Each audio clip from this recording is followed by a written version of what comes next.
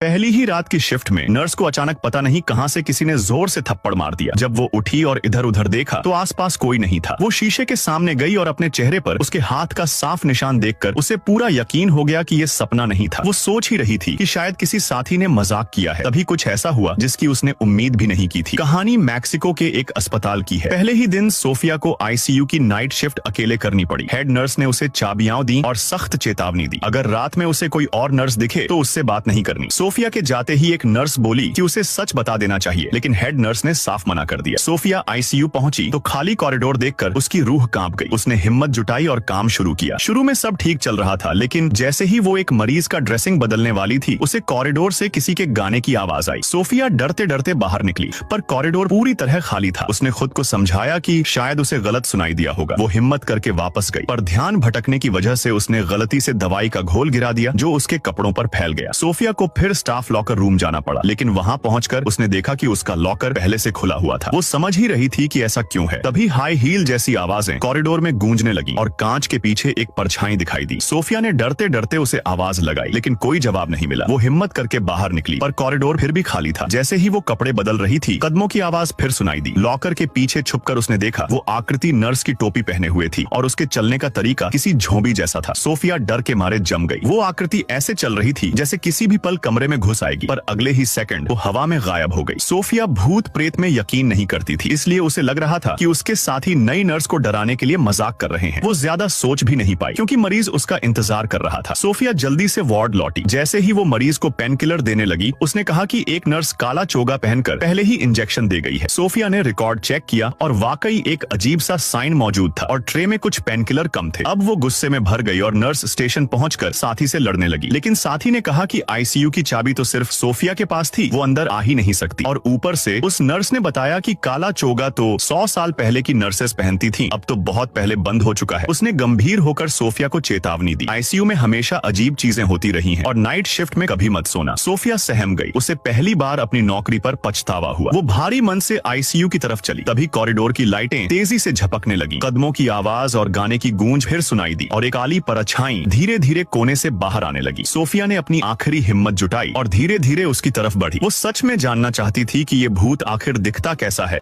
और फिर video like करने